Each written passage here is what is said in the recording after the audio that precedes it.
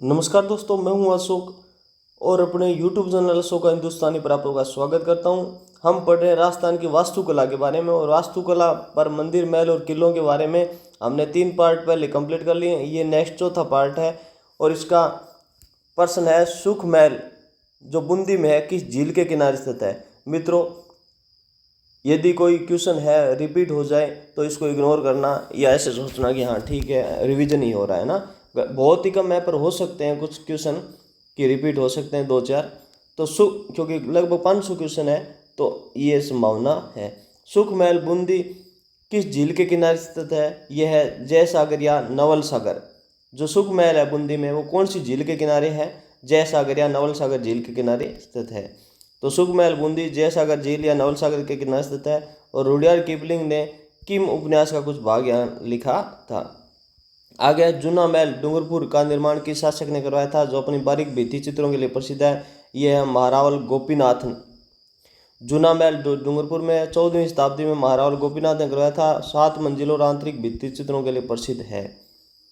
नाहरगढ़ दुर्ग में एक जैसे 9 महल यानी माधवेंद्र पैलेस भी कहते हैं किस शैली में निर्मित है? नाहरगढ़ दुर्ग है ना, उसमें एक जैसे 9 महल स्थित है जिसे माधवेंद्र पैलेस कहते हैं। वो कौन सी शैली में निर्मित है? तो विक्टोरिया शैली है। मित्रों, ये कौन सी शैली है? विक्टोरिया शैली है। ये स्कूल लेक्चरर 2018 में प्रश्न पूछा गया है ना। एक जैसे 9 महल कौन सी शैली में है? विक्टोरिया शैली में। तो नाहरगढ़ दुर्ग में सवाई माधो सिंह प्रथम द्वारा निर्मित 9 महल विक्टोरिया शैली और राजपूत वास्तुकला के मिश्रण का प्रतिनिधित्व करते हैं। आगे अपना क्वेश्चन है कि बागोर की हवेली जो उदयपुर में है किस झील के किनारे स्थित है? तो बागोर की हवेली है पिछोला झील के किनारे। तो बागोर की हवेली पिछोला झील के किनारे स्थित है। यह अपनी विशालतम पगड़ी के लिए प्रसिद्ध है। जो बागोर की हवेली है ना वो बहुत बड़ी पगड़ी के लिए प्रसिद्ध है। गोरा बादल की छतरी 8 खंभों की है, किस किले में है? तो यह है चित्तौड़गढ़ दुर्ग में। रानी पद्मिनी के सेनापति गोरा और बादल की छतरियां हैं। जैसलमेर के किस राजा की छतरियां बड़ा बाग में स्थित है?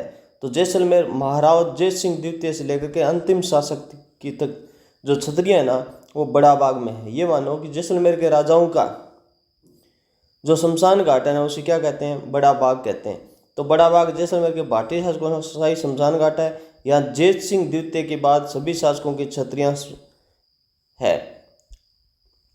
मंडोर जोधपुर में देवताओं की साल का निर्माण किस शैली में हुआ है?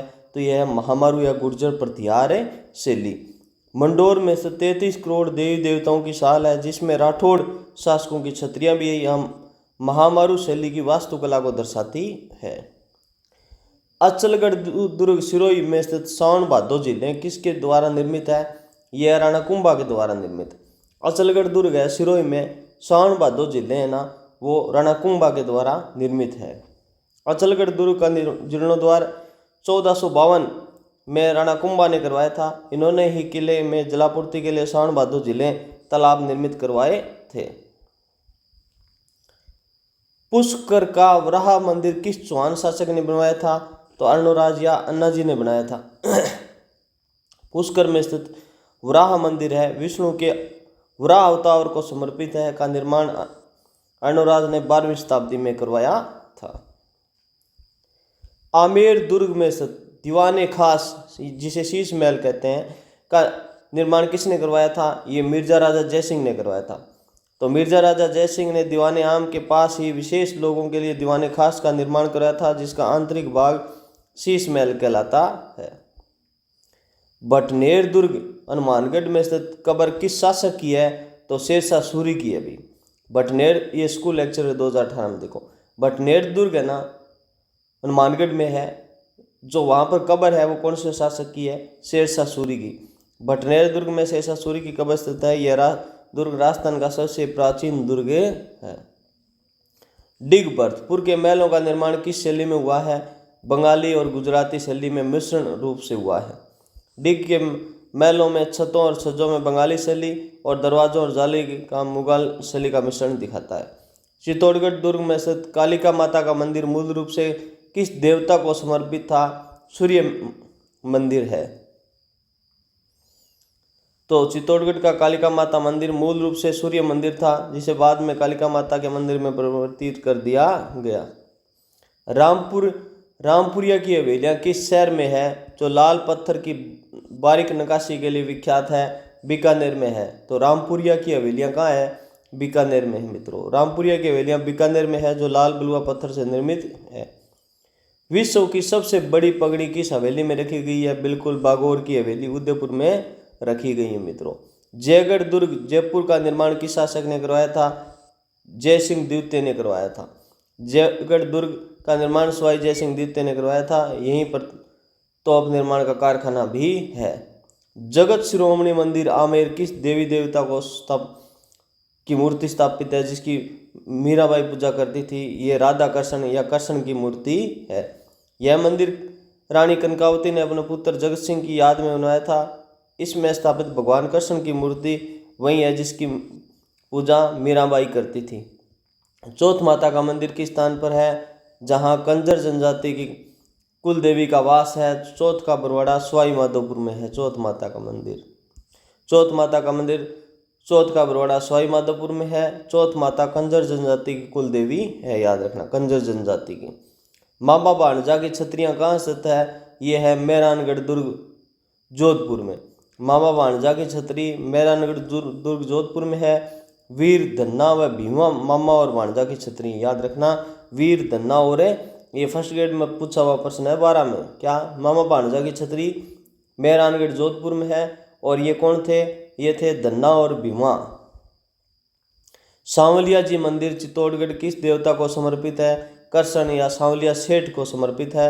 सांवलिया जी का मंदिर मंडपिया चित्तौड़गढ़ में है, भगवान कृष्ण को समर्पित है। मेवाड़ का सांवलिया सेठ कहा जाता है। किस मंदिर को स्तंभों का वन कहा जाता है? तो रणकपुर जैन मंदिर को कहा जाता है, 1444 स्तंभ होने के कारण। रेगिस्तान का जल महल किसे कहा जाता है?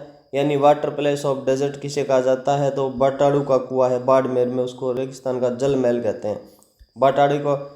बाटाड़ू का कुआं बाड़मेर संगमरमर से निर्मित एक भव्य संरचना रावत गुलाब सिंह ने बनवाया था।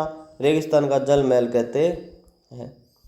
सुवर्णगिरी किस किले का नाम है? ये जालोर दुर्ग को सुवर्णगिरी कहते हैं। जालोर दुर्ग को सुवर्णगिरी कहा जाता है क्योंकि यह सुवर्णगिरी पहाड़ी पर स्थित है।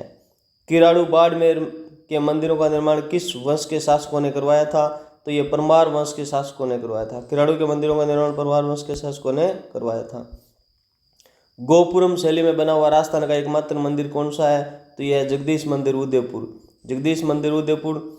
ये जगन्नाथ राय मंदिर द्रविड़ शैली के अनुरूप ऊंचे प्रवेश द्वार गोपुरम के लिए प्रसिद्ध है। शिवाना दुर्ग का दूसरा शाखा किस शासक ये कला राय मलोद के टाइम में हुआ था। जो चौमुखा जैन मंदिर किसे कहा जाता है? 4 मुख वाली आदिनाथ की प्रतिमा स्थापित है। तो रणकपुर जैन मंदिर है, चौमुखा जैन मंदिर के नाम से जाना जाता है। इस लाट का निर्माण किस शासक ने करवाया था? सवाई ईश्वर सिंह ने करवाया था। काका जी की दरगाह किस स्थान पर स्थित है? ये कांठल का ताजमहल कहते हैं, ये प्रतापगढ़ में है। बड़देवरा मंदिर 12 किस शैली में निर्मित है? हड़ौती का खजुराहो कहा जाता है, ये भूमिज शैली में निर्मित है मित्रों। जो बंडदेवरा 12 है ना, बंडदेवरा का मंदिर, ये भूमिज शैली में है।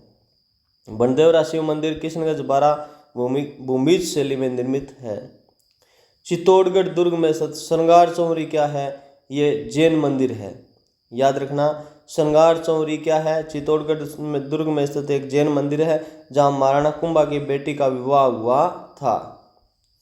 बीकानेर के शासकों की छतरियां कहाँ स्थित है? ये देवकुंड सागर में है।